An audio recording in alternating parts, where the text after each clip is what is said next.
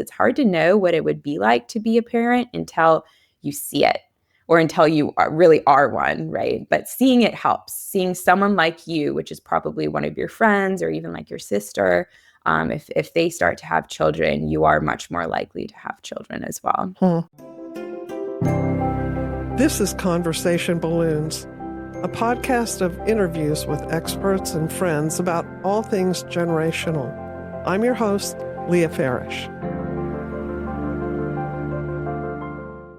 We're so glad to have you back with us on Conversation Balloons, and today we're talking with Clara Piano about reproduction and the impact of families with children on economics and on the demographic trend in fertility that we're seeing. Welcome, Dr. Piano.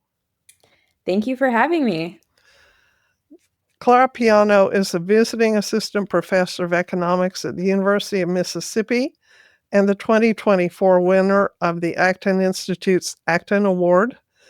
And she's on the editorial board of the Journal of Markets and Morality. And she's writing about the marriage contract, about something she calls the fertility gap. And that's what we want to explore mostly with her today. So tell us what you mean by the fertility gap. Yes, great question. So there's a lot of talk about fertility these days and birth rates. But my preferred measure as an economist coming at this question is this fertility gap statistic. So it's a term that's used to describe the difference between desired fertility, which we measure by survey data, usually asking women of reproductive age how many children they desire or plan to have, and then subtracting the total fertility rate, which would be a measure that looks at their expected number of children given the birth rates of women kind of in their reproductive years now. So that gap ends up being almost one whole child in the United States if you average across the 50 states. So it's quite substantial. And a lot of people are surprised to find that it's positive to begin with, that the average woman says that she would like to have more children than she is projected to have or predicted to have. So that's important because as economists, we try to stay kind of like scientific and not say there's over or underpopulation per se, but we can say that, well, given actually the desires of individuals, they're not attaining their goals by their own subjective well-being, right, measures. So I think that it's important in that way as well. Are you seeing differences between countries, or is this pretty even worldwide? No, there are pretty substantial differences between countries on both sides of that metric. So on the total fertility rate side, there are really big differences. Some countries have above replacement, fewer each year though. And then a lot of countries are below replacement, which is that 2.1 number now, 2.1 children per woman. And the U.S., again, the United States is notable for being relatively high fertility in given kind of comparison countries in Europe. And we also have relatively high, though, fertility desires compared to some other countries around the world. So that can push up that fertility gap. So the United States, I'd say one fertility gap of one, I think is kind of middling. Some countries get a little closer to desired fertility just because they have lower fertility desires overall, or they're closing that gap. But we can also see variation within the United States. So I always like to bring this up. The northeastern states tend to be have pretty large fertility gaps. So relative to desires, they have very low fertility. And then North Dakota is actually the state with the smallest gap, and it has pretty high fertility as well. Huh. Is there a difference between men and women? I believe I've seen you talk about that. There is some evidence of a difference between men and women. So I haven't done this work directly, but from the research I know, men tend to say that they want, on average, more children than women. And even when you pair up, when you interview like a husband and a wife pair, the husband will kind of, on average, say one more child when the wife says no. So it looks like she kind of has that veto power. I've read that it's easier to encourage women who have a child, one child or more, to have more than it is to encourage a woman who's childless to have children. Why is that? Yeah, that's an interesting angle to this problem. So there are a couple of factors here. The first really important factor when it comes to fertility and having children is that it requires teamwork, right? So it requires you to probably have a pre-existing relationship, a stable marriage usually, and that's actually been harder to get. So the main point to make actually about the fertility decline is a lot of it is delayed fertility because of delayed marriages or marriages actually that don't ever happen. So that's one reason why it can be hard to jump that hurdle into starting to have children, and that the median age of mothers in the United States has risen quite substantially from like low 20s to now late 20s or even early 30s. And the second reason is something we call like economies of scale, or even cheaper by the dozen is like a cute title that some economists have thrown around, which is that once you make that first kind of investment into, okay, now I'm a mother, right, or a father, and now I'm having children, I'm rearranging my life, I'm literally rearranging, my house, then it can just be easier to add more. So a lot of times there's like sibling investment, but also, you already have maybe the baby gear. So next time around, it's easier. It's less of a cost then to add on that additional child. So I think that that's another reason. I will say that there's some interesting research that's looked at that jump from 2 to 3 children and found that there are some additional hurdles there, especially when it comes to having a vehicle that's large enough for additional children, with car seat regulations and things like that. But in general, just going from 0 to 1 is the biggest leap, and probably the most costly in terms of like things like career, again, and time, and even finding the right person as well. You talked about that one way to encourage people to have more children or to have children at all is just exposure to babies. Just being around young children. How does that work out? That's right. So this is some of my favorite research. It's actually outside of family economics, but I find it really interesting. So there are kind of two types of studies. One actually looked at an intervention done with baby dolls. So these are realistic baby dolls that you have to care for and feed, and they cry, all these things. And it was meant to decrease teen pregnancy. And the study was done. It was a randomized control trial in Australia. And they actually followed up with these girls who were kind of assigned to care for these baby dolls for a year when they were kind of young teens. I think it was like 13. And it turns out that they had higher rates of teen pregnancy if they had been caring for those dolls. So that's one way to think about like the exposure effect, is actually exposing young girls to infants when they're just starting to think about, right, things like love and relationships and, the joy of little kids and all of that might be a factor.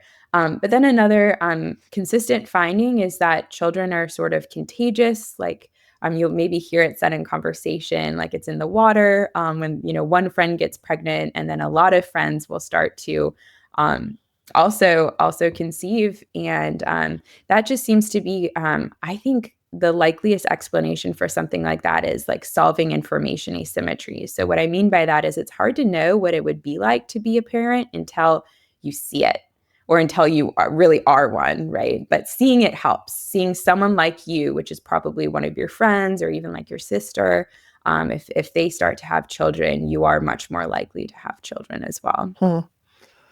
I read something, and this isn't economic, but there was a study done on, I think it was 4th grade boys and 4th grade girls, and boys were more interested in babies than girls were. It was measured by when a baby was brought into the classroom, how long the child hung around that baby, how many questions they asked, what they said about it the next day, whether they talked about the encounter with the baby. And uh, I see that kind of persists into this gap that you talked about, that men are more interested in having more children, even when they're adults. Yeah, no, I'm not surprised by that finding. I think it's kind of a lot of the research is focused on women because women are the ones who give birth, obviously. But there definitely is something to be said for the other half of the equation, the men in the picture. And usually economists will explain this, and the fact that men want more children by saying, well, they have to do like less of the work, but it actually seems like there's some data on like parenting time and things like that. And it looks like men really are parenting even more and spending more time with kids than before. And they tend to play a lot with their children. And so there's definitely some cool trends there, I think. Mm-hmm. Elon Musk was asked the other day, what keeps you up at night? And he said, I thought he might say, my Tesla business is being firebombed, or the burden of doing this Doge work, or maybe trying to figure out how to get 2 astronauts out of space that no one has been able to rescue. He said, we're not having enough babies. Is that really a threat to society? How dangerous is it not to be at replacement values in most countries or many countries? Yeah, no, it's definitely not good. So I don't want to, say that the sky is falling, but it certainly is not good. And there's a couple of reasons for this. So just from an economic standpoint, more people means more ideas, and that's where economic growth comes from. Ultimately, is that we people have ideas for doing things in new ways that end up saving us resources and making us wealthier and creating value for others. And so that's very concerning that there'll be lower economic growth, lower standards of living potentially. Politically, it's a problem from a national security standpoint, but also just from a dependency ratio standpoint, meaning that there's a lot of social programs like Social Security that require or that kind of assumed that there would be a certain share of the population that's working age and paying into that program and funding those retirees currently, and that isn't going to be the case with below replacement fertility, which the United States is at about 1.6. And then the other component is just socially and culturally. It's a different world when you have less exposure, as we were saying, to children and to babies. And that is going to be shaping, I would think, like just relationships in the family. So there'll be less sibling or fewer siblings, excuse me, maybe fewer uncles and aunts and things like that. And so there are a lot of reasons to be concerned about this issue. That being said, I think that there are some simple things that could be done. I don't think, and actually being in the United States, the situation is much better here than around the world in places like Italy or Spain, for instance. Germany, Japan are really having kind of concerns with their declining population right now and needing to work through that. So there's going to be some instability. It's not an insurmountable problem, but it is. I would understand why he would say something like that. Well, it's not insurmountable, but you can get to the point where it is insurmountable with, if there's a worldwide depopulation. Yeah. And I, I, I don't think I heard you say that one of the problems with a low birth rate is just fewer consumers as well, not just we don't have as many innovators and problem solvers and those who serve, but we don't have mouths to feed, and we want markets, do we not? Do we want more people who demand more goods and Yeah, no, services? that's exactly right. Yeah, I mentioned the kind of the entrepreneurial side. So there are fewer entrepreneurs, but then there's going to be fewer producers and consumers. which is really tough. It's like, I was explaining this, I teach a family economics course, and I gave this example the other day. I was like, think, if you want a certain kind of food for dinner, if you want pizza and there just isn't a pizza shop in town, or you need a ride to the airport and there's not an Uber or a Lyft or a taxi around to give you that service, to provide that service, or you'd like someone to mow your lawn, but no one's around to do that. And so there's going to be a lot of things, I think, that will be reshaped in academia, where I am at the University of Mississippi. We see this now with this most recent, I think this is the statistic, this most recent high school class being the largest high school class in the United States. And now they're just going to be smaller. And that's going to be some pretty intense pressure on institutions, on schools and higher education to compete for that fewer number of students each year. Mm-hmm.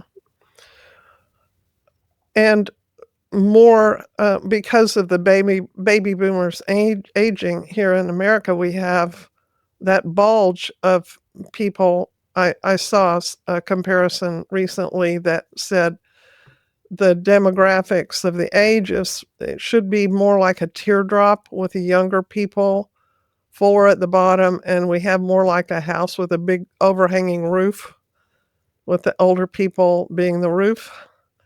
And they demand a lot of services, do they not? It's true. The most productive years, usually of anyone's life, are kind of towards the center. And then when we're younger and when we're older, we tend to, provide other things to the community, but it's certainly not as much of a contribution to economic growth per se. So that is going to be, I think that's one of the main reasons why there is a renewed interest in pro-family policy and pronatal policy, which there has been, for a long time. But there are definitely a lot of contemporary conversations bringing up birth rates because of this concern, because actually we've kind of taken on in a social program the support for people in their old age. And so that's going to be quite a large burden on the next few generations of working Americans. And so the number is actually 2040. So in 2040, that's the point at which, this is kind of a projection from the congressional, the CBO, and it looks like there'll be fewer births than deaths. So the U.S. population would start declining. And that's a problem if you're trying to support a lot of people with fewer resources, essentially. Mm-hmm. Have we reached what? Explain the term peak child.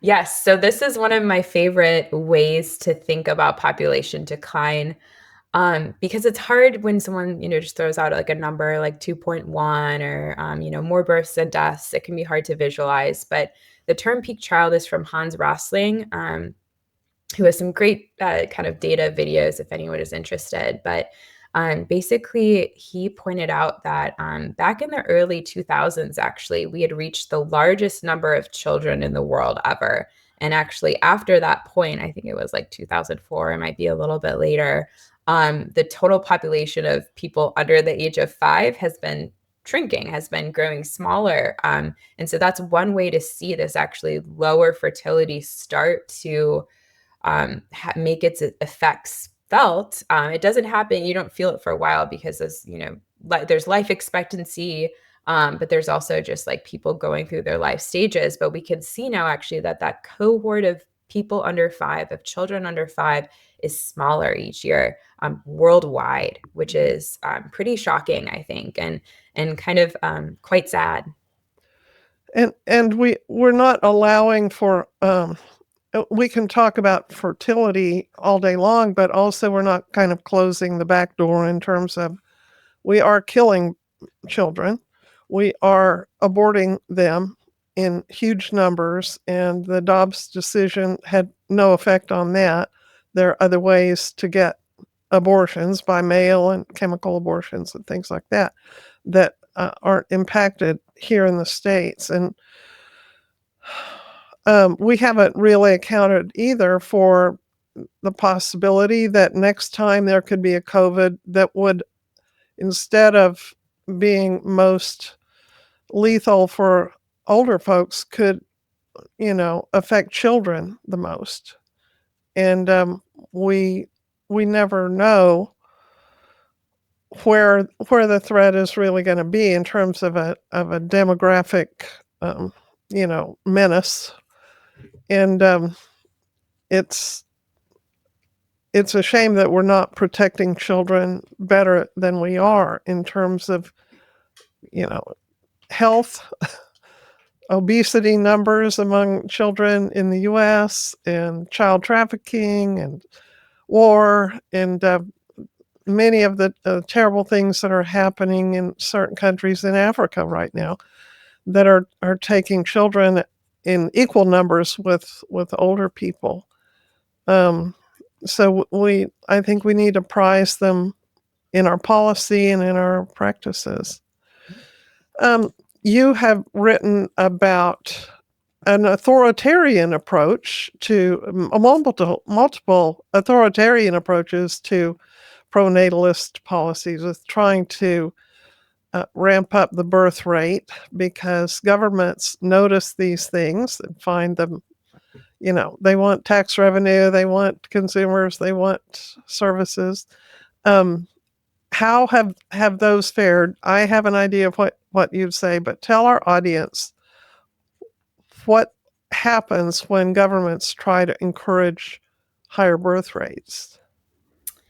Definitely. So I've studied pretty closely a Soviet family policy, but China is also a contemporary case that's important to look at. It has some similar, there's some parallels there actually.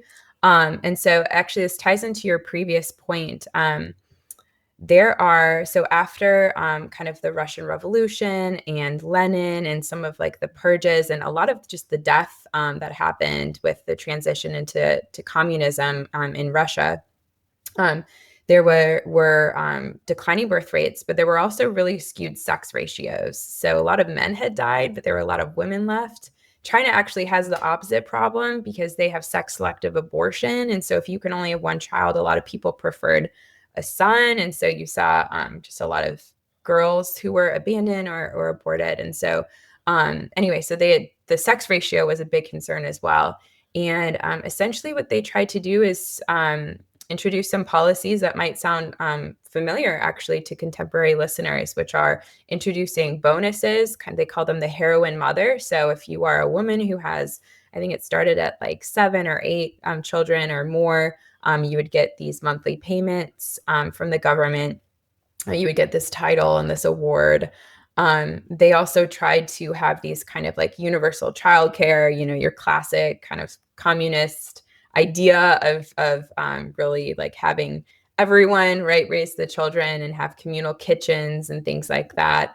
That those things were extremely unpopular on the ground. People did not like having to share communal kitchens with each other or be apart from their children for long stretches of time. And then you also saw what I think there's pretty substantial evidence now with some declassified Soviet material that the real goal of these policies was not to increase the birth rate per se, which if you were smart about it, you would kind of subsidize or not subsidize, but you would stop penalizing marriage, which they had been interfering in marriage a lot. But instead, they really wanted to raise the birth rate by increasing single parenthood, really single motherhood. So what they would do is they basically had a policy where men were encouraged to have children, and then women were encouraged, though, not to put the father's name on the birth certificate, and they would take the last name of the mother and basically be raised with like the state as the father, right? So all of these, there was a home for single mothers and some other kind of incentives to encourage this. So it was really unfortunate. It didn't end up working. Russia does not have an above replacement birth rate today. It didn't back then. It actually remains a pretty complicated and sad country when it comes to thinking about family policy. For instance, abortion is very widely used. It's the favored form of contraception. Um, and there are still concerns, of course, like national security is at the top, I think, of their minds as well. And so there's a lot of concerns that authoritarian governments do have with increasing their population once they realize that there are some long-term consequences to having a small population or declining population, as China has realized, unfortunately, far too late. And so I think we'll see a lot more policies from China in the future trying to increase their fertility. And we'll see what they'll try. We'll see if it works. But unfortunately, I don't think it's going to be good if you are a woman, a man, or a child living under those circumstances. So you've talked and written about Marxist approaches to increasing the birth rate, but then we've got South Korea, Hungary, Poland, who are also trying to do the same thing. Are they are they offering the same kinds of incentives and policies, or are they noticeably different, and are they working? Yes, so I'd say there's some similarities and there are some differences. So I'll start with the similarities. Countries, actually the Nordic countries, Canada is also an example of this, have invested in universal childcare programs or heavily subsidized childcare or state provided childcare, which is kind of straight from the kind of communist ideal of socializing the raising of children. So there's that approach, and there's not a lot of evidence at all that it increases fertility. I'd say that that's the weakest by far when it comes to any policy that would increase fertility. And I think a really obvious reason for that is that spending time with your children is a cost if you have to work during those hours, but at some hours of the day, it's a massive benefit. It's the reason why a lot of people have children is to spend time with them. And so taking that away or really kind of advantaging working parents over non-working parents is really an indirect way, excuse me, to get at raising the birth rate. So then some of the dissimilar policies that countries like Hungary, Poland, you mentioned, the United States is discussing baby bonuses right now. These are, or actually France, I should say, is another example. There are policies that have aimed to kind of solve what is seen as kind of an unfair burden on parents at the benefit of other people in society. What I mean by that is if you have children in a society that has programs like Social Security or some sort of retirement program, unemployment benefits, then people who are doing the work and investing the resources in raising the next generation of laborers, of workers, are actually bearing a lot of the costs and not capturing all of the benefits that go to a lot of other people in the population. And so France had this policy to kind of compensate mothers for the years that they would spend at home raising children. They would have be able to pay into a retirement account, for instance. It also has some unique taxing policies when it comes to dependents. Hungary, of course, is I believe it's if you have 4 children or more and you're a working mother, you don't pay income tax. It might have been 3, it might have been changed to 3 recently. But these are all kind of different policy experiments that have tried to increase the birth rate. Maybe these have modest effects. It's kind of a live debate in the literature right now. I'm a little hesitant to say that any of these have worked right now. We just don't know enough. And I don't see data that suggests that.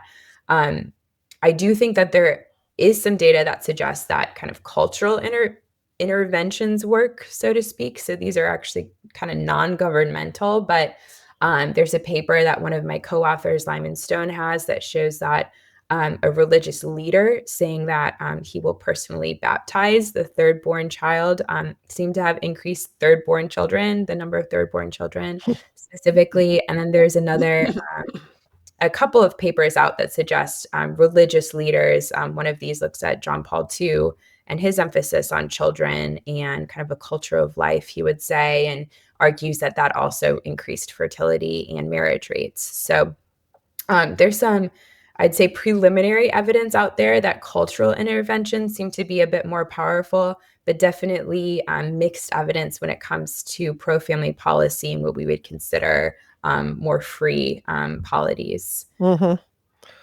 Yeah, I want to refer my audience to two other episodes that I've recorded with Eric Kaufmann from London. Episode 50 is called Religious Reproduction, and episode 55 is called Taboo. But he talks about in his book, Will the Righteous Inherit the Earth, that the people who are reproducing are religious worldwide, just very, very, very broadly speaking.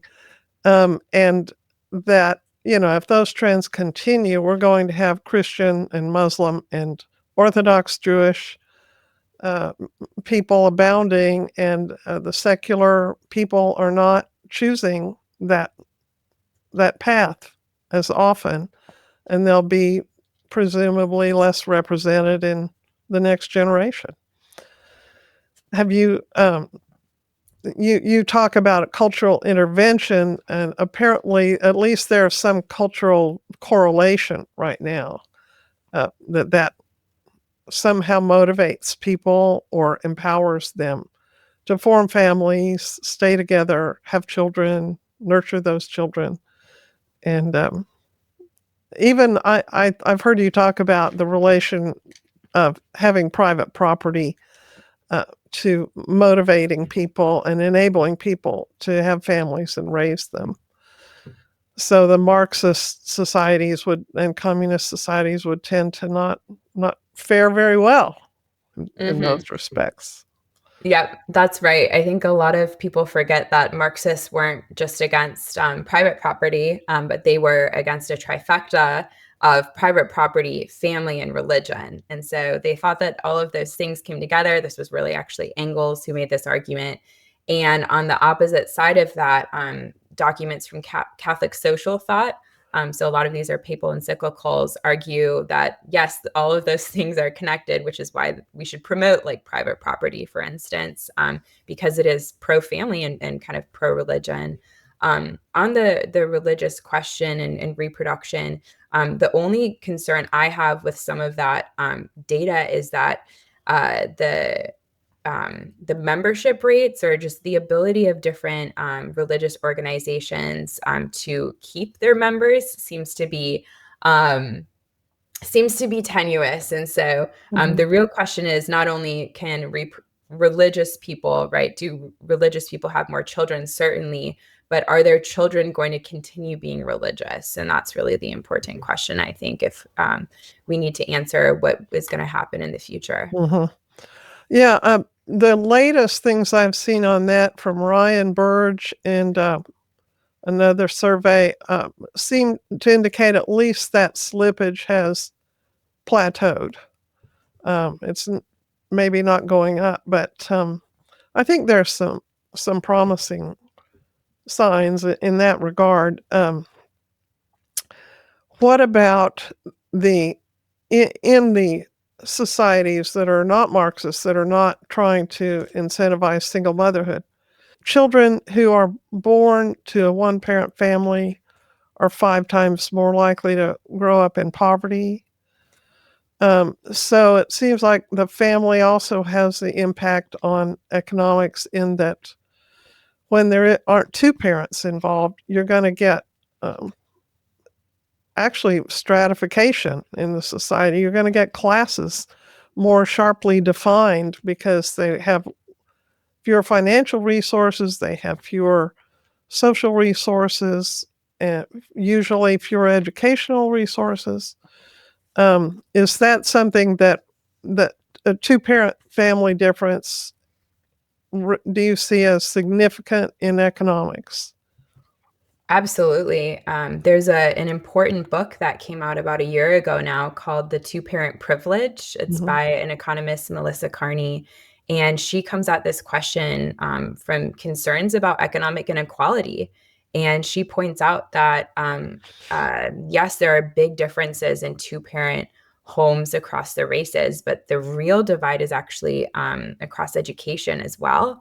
So if you have a college degree, I think it's about 80%, maybe a little higher than that. About 80% of children born to mothers with a college degree are raised in a two-parent home, in a home with two parents. And that's kind of stable over the last 40 years. It's declined a little bit, but if you don't have a college degree, if you have, some college or high school degree, it's dropped off substantially. So I think it used to be like 90% about 50 years ago, and it's fallen to something like only 50, maybe I think it's less than half of Mhm. just overall children born to mothers without a college degree are raised without one of their biological parents in the home. And so that's really, it's really sad. The United States is an exceptional case, a sad exceptional case in this regard. European countries don't have anything like this.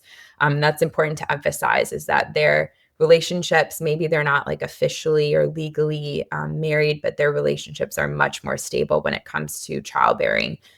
Children are way more likely to be raised in a home with their two biological parents in the United States. And so that's extremely concerning, because there are just more resources that two people have to pour into children than one. And, it's often single mothers, and they're doing incredible work, Yeah, sure. working so hard to raise children and to probably provide for them. But um, it's just kind of working against the current. It's not a job that is easy to do with only one person. And so, yeah, there's a lot of evidence that two-parent households are able to spend more time doing fun things with their kids. Of course, they have more income. They're able to focus on different aspects of their child development. And really, as we were saying earlier, those years of your childhood are really important from a human capital perspective, meaning just like the amount of investment you receive that's going to help you take advantage of opportunities when you grow up. And so that's why you continue to see these divergences, is if you're not given the skills when you're young, for whatever reason, it can be hard to kind of make up that difference when you're older, no matter how hard you work, Mhm. or things like that. Yeah, I interviewed Ian Rowe with the American Enterprise Institute about what he calls the success sequence, which I've been talking about when I taught sociology in the early 2000s, and just that, the likelihood of success if you finish your schooling, then get married, then have children is exponentially higher than if you get any of those out of sequence. And I've been reading a little bit about marriage and education and religion, and that it looks like uh, educated people are, you know, getting married and staying married, and those are the ones who are involving themselves in institutional religion as well, with the benefits that come with that. And some people are calling it luxury beliefs. Have you heard that term? Yes, I have. Yeah. What's your understanding of that phrase? Am I getting it right? Yeah, so this is I've heard this from Rob Henderson, excuse me, and in his memoir he writes about this. It's called Troubled, and he just talks about it in various articles and things like that. And I think it's an important idea, which is essentially once you get past a certain income threshold, or you have some security in a material way, whatever that is, from your income, from your wealth, or from your family stability, then you can engage in certain beliefs that are fashionable, but not necessarily true. And if they're not true, it doesn't impact you. And so I do think kind of family structure is one of these. And it's a bit more complicated, because if you are, let's say you're a single mother, but you have a graduate degree, you have a ton of help, you have your family nearby, maybe you have, a lot of friends who are also encouraging you. It's probably not as difficult to be a single parent in that circumstance as it is when you don't have any of those things, those supports that are really, again, because you're in a higher income bracket. And so I think that there's definitely part of that has a role to play. And the success sequence is important. I know that there's a push to get it taught in schools, which seems kind of obvious to me. I think that obviously children look more at what adults do than what they say, but it can't hurt to say things like, children are great, but so is education, and so is marriage. And so try to get all of these things right in your life and get them in the right order so that they can really inform each other and really kind of set you up, right, to not be in poverty with your children. It's a very low, people who follow that timeline tend to, I think it's like 5% of them end up in poverty. It's extremely low. And so um, I definitely think that that's important messaging as well. And just moving away from the general feel. So I get a lot of undergraduate students who still think that the biggest problem facing the earth is overpopulation. And that's just so much misinformation that's still kind of in high schools, in high Mm-hmm. school textbooks or whatever it is, that is so wildly wrong. It's really concerning at this point. So I think anything we can do to just move away from that being the dominant narrative when it comes to talking about population would be great. Definitely.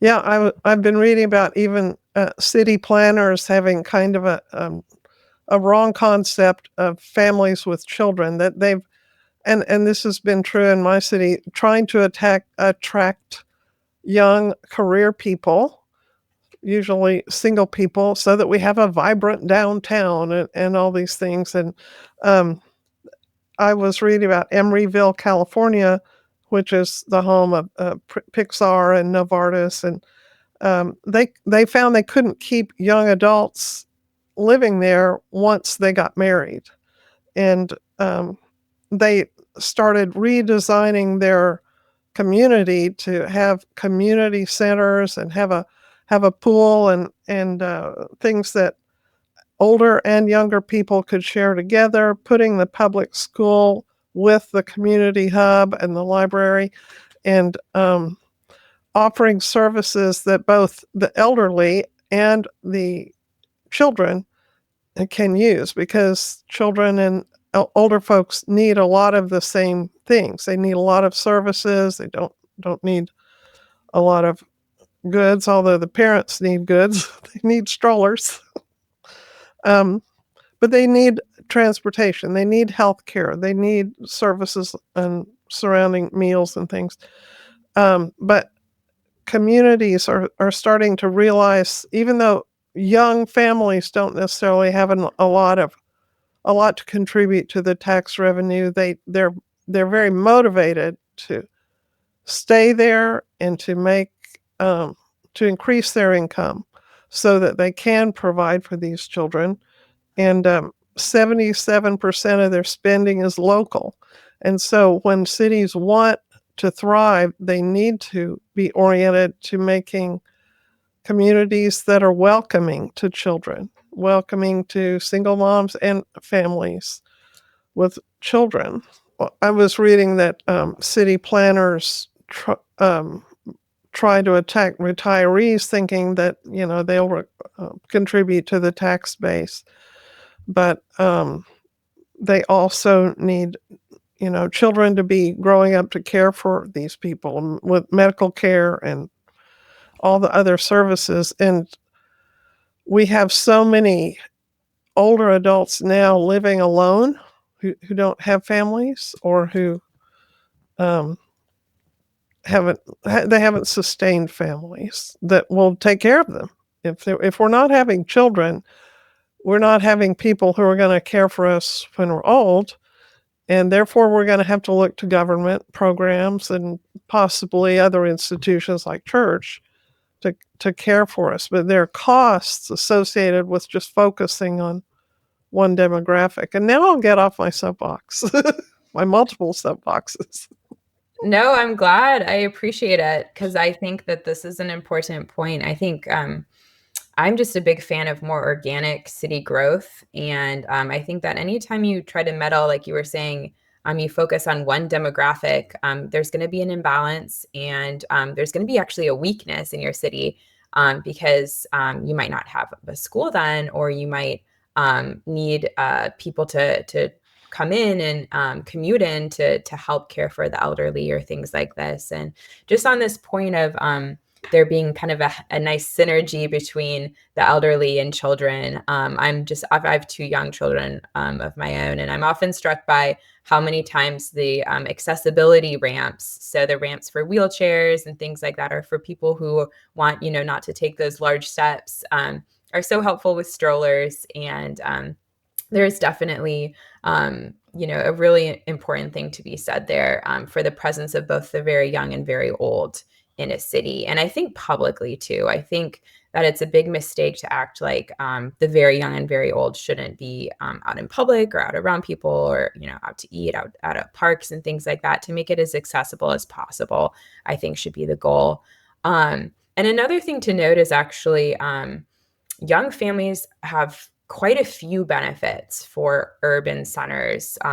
And one of them is that they do tend to earn more and be more stable. So they're going to be a more stable tax base and probably an increasingly generous tax base, because they tend to try to earn higher and higher incomes as they support their families.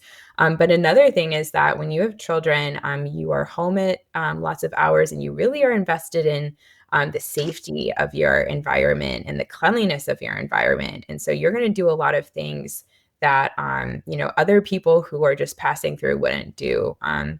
When it comes to, organizing community events or just keeping eyes on the street, reporting things, just making sure everything is running as it should be, or alerting, raising different concerns. And I think that that's really important work. It's hard to capture. Jane Jacobs gets at this a little bit. She has a great book, The Death and Life of Americans of Great Yeah. American Cities. But that idea of, there's an old woman sitting on her porch watching the street, making sure everything is safe and okay. And same with children walking with their mothers. Those are eyes on the street, and that really helps actually undergird a lot of the things that we find enjoyable about cities, which is not actually kind of like the bachelorette parties. I lived in Nashville for a while, so I can say that, but it's the variety of human experience, right, on display, all of us living together and contributing. So I think there's a lot to be said there. And there are definitely ways to make cities more family friendly. And I think that that'll be important to look into increasingly in the future.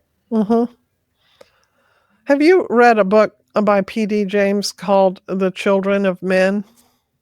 I haven't, but it has been recommended to me. So you're the second, and I'll have to up it on my list.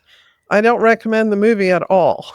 It's completely different. But the book really made me think, and I think it came out in 1992. It was a little prescient. And of course, it posits, I'm not going to give a spoiler, but a different cause for some of the things we've been talking about. But it really made me value babies in a different way and at a macro scale. I was in D.C. years ago, the day of Reagan's funeral, and there were, lots of extra people in town and lots of arranging for things. And I was talking to some Congress people, and a siren went off in the congressional office building we were in, and the lights started flashing, and we saw people running by in their suits and their high heels. And we're going, what's going on? And I went out, and the security check entries were abandoned, and everyone was flooding out toward Union Station. It was a building near Union Station. And I figured there's something coming from above, and they're trying to get down low in the building. And as I was going with the flow of these people, all around me, all these very powerful people were on their phones, and they were saying, I love you. And they thought they were going to die. And it turned out that a plane had gotten out of the proper airspace, and people were just freaking out and thinking that we were going to be bombed and things like that. Obviously, it didn't happen. But that moment of hearing these people who had lasting contributions to make to government and society, that didn't matter to them at that moment. What mattered was to say, I love you to somebody, if they thought that was their last moment. And what you said at the very beginning of our conversation about the exercise in taking care of a substitute for an infant, and that actually increased interest in having babies, I think is accounted for when we realize we were made to give love. We weren't just made to receive love, and certainly not just to be consumers and markets and producers. But the bringing forth and raising of children is the fulfillment, probably the best fulfillment of that opportunity while we're on this earth to love. And it's part of being made in the image of God. So I really appreciate your scholarship and your thought and your lifestyle on that relate to this subject. And how can people reach you if they want to discuss further or enjoy your scholarly writings? Yes, no. So this has been a lovely conversation. I'm at Clara Piano. I think it's just clarapiano.com is my professional website. I'm on X. I think at Clara Jace, that's my maiden name. And just generally posting there quite a bit. And I'm still publishing articles and things like that. And so, yeah, it's a growing field. There's going to be, I think, a lot more coming when it comes to family economics. But it's, as your beautiful story attests, I think it's the most fascinating thing in the world, thinking about why people have babies and the like. So thank you so much for having me. It was my pleasure. Off you go. Thanks. Thank you. Subscribe and review Conversation Balloons on your favorite podcast platform. Find me at leahfarish.com and on Instagram at LeahFarish.